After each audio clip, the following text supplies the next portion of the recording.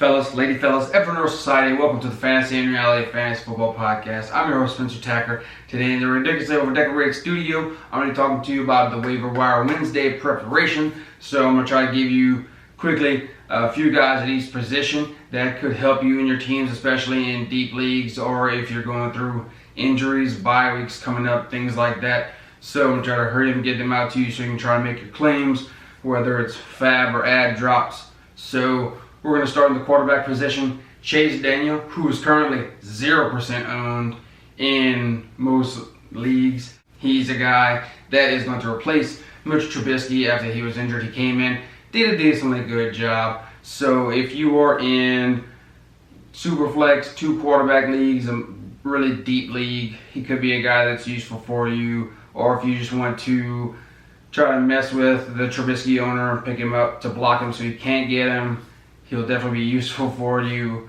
but he's a guy that will produce, but I'm not excited about, so unless you're in deeper leagues like that, I wouldn't worry about Chase Daniel.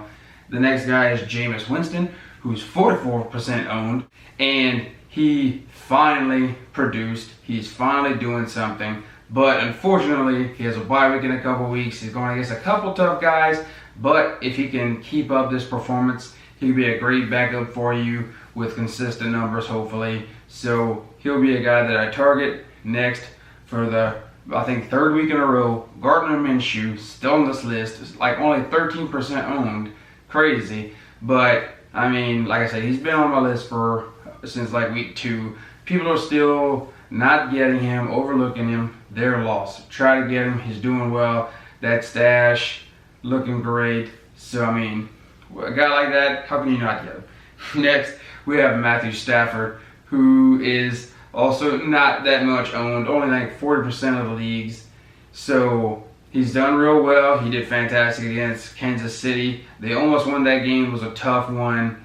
They had a fumble that went for a touchdown for Kansas City's defense, but other than that, they could have won that game. So we're seeing better and more consistent play from Matthew Stafford, and he's only less than half the leagues. So he's definitely, out of all these guys, probably the most consistent and the most reliable guy that I would look for at the quarterback position.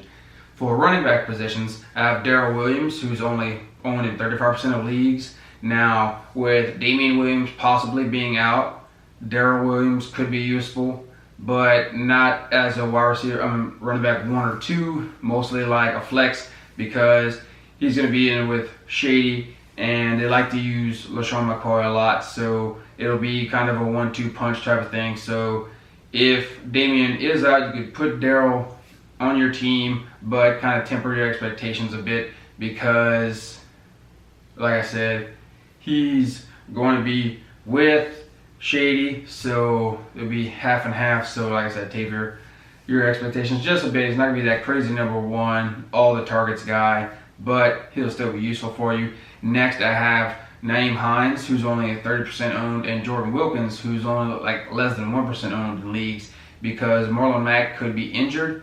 So if he misses a week, Nyheim Hines will definitely be a guy for you, especially in PPR leagues. You might want to grab him.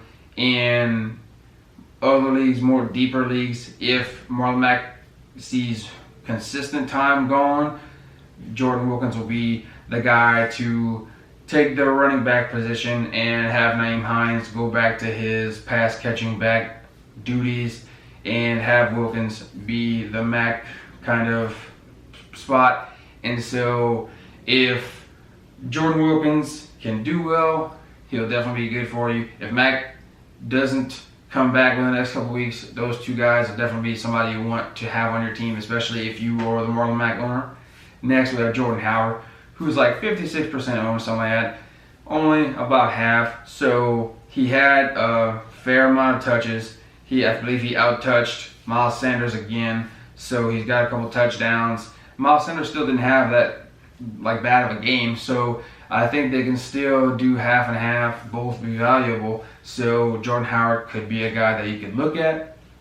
Some other guys, Wayne Gallman did fantastic, so if he's still available in your league, you might want to go pick him up. Jalen Samuels as well, because Connor, again, still that inconsistency.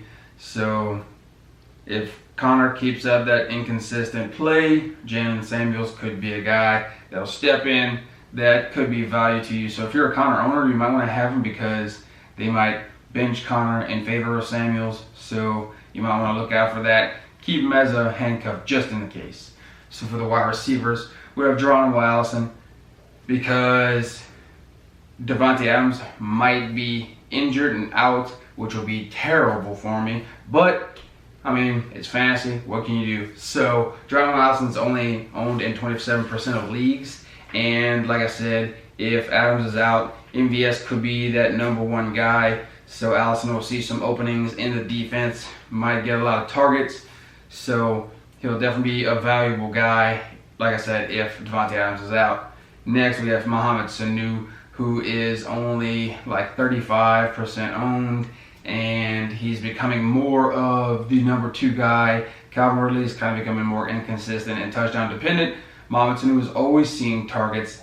I believe he saw the most amount of targets in the game this past week, so he's a helpful and resourceful guy for Matt Ryan, just like Austin Hooper is. So Mohamed Sanu will definitely be a guy that is going to see production a lot of the time. Hopefully be that #2, like if he's consistent, things like that. I believe he's going to jump Calvin Ridley if he's not the #2 already in some people's eyes. So you should definitely target him. Another guy, Willie Snead, is only owned in 2% of leagues. Similar to Mohamed Sanu, seeing a lot of targets, could be useful, especially in deeper PPR leagues with Hollywood, Mark Andrews being on the sides next to him. Snead could be a guy that's worth getting. He has a touchdown. He's been not crazy, but just like Mohamed Sanu, reliable, resourceful. You can count on him. Not sexy, but a good guy to help you, especially in PPR leagues, like I said, to get a lot of points just by getting targets and catches. Our next guy, we have A.J. Brown, who is still not very owned much. He's a bit more consistent than these other guys, but he's been showing what he has. He's got a few touchdowns. So he doesn't get a lot of targets, but he uses them to his advantage. So he produces a lot on the little amount of targets he has. So if you're desperate, you could see him going into your lineup. Another couple guys, Cole Beasley and Courtland Sutton, have been doing really well. Beasley's seen a decent amount of targets, like 40 yards, I believe, at least 40 in all of his games. Courtland Sutton's getting a lot better. So, I mean, these guys are some people to look out for, especially, like I said, with bye weeks, things like that going on. You'll want somebody to replace your open spots in your lineup, so these guys could definitely benefit your team.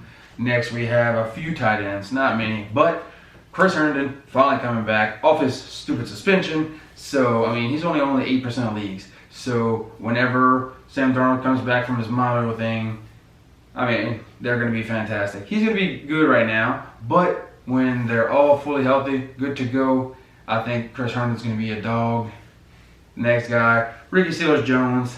Not a guy I'm excited about. He's only in like less than 0.1% of leagues. You know, like I think one person in the world has him.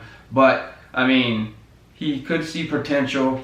It's like every other game he might see a touchdown. So if you're like super depleted at tight ends, if you had someone like Hunter Henry and a couple other guys that you've had bad luck with at the tight end position, I mean, Ricky Seals-Jones, if that's your last option, might be helpful. And the last guy I have is Logan Thomas, only because T.J. Hockenson had a really bad head injury and could miss this upcoming week with a concussion. So if you're in deeper leagues and you absolutely need help, Logan Thomas could be a guy for you. I believe he's like 0% owned, but he saw a few targets and receptions after Hockenson had his spill, so they target the tight end a decent amount. So Logan Thomas could be a guy that you can easily get your hands on if you're in need of someone like that. But those are a few guys that could be helpful to your team because injuries, a bit of inconsistent play, bye weeks all coming up. So Don't try to be scrambling around trying to scrounge up anything you can. These are guys that could be helpful to your team. Most of them owned in less than half of the leagues, so they definitely should be available for you. Just snatch them up. Try to use as little FAAB as possible, but don't be too cheap with it. You know, I mean, if you need them, pay for them, and then try to add drop as many guys as you can. That way you get a decent amount of guys and you don't have to worry about weeks later when you have a lot of bye weeks going on and a lot of guys out. So those are a few of my guys. Let me know what you think. If there are other guys that you have that you think could potentially be some waiver wire pickups that are definitely worth their value, so let me know in the comment section down below. But thank you for tuning in. Thank you for support. Leave all questions, comments, top suggestions, feedback down there in the comment section below. We'll answer any and all questions as in-depthly and accurately as possible. Remember that sports is supposed to be enjoyed, so please tell someone about it. Watch us together. We want to grow the FAAB Society exponentially as much as possible. So in order to do that, you gotta smash that thumbs up, hit the subscribe button, so we can keep trying to give you literally as much content as possible. But we'll leave it with God bless America and God bless fantasy football. Take care.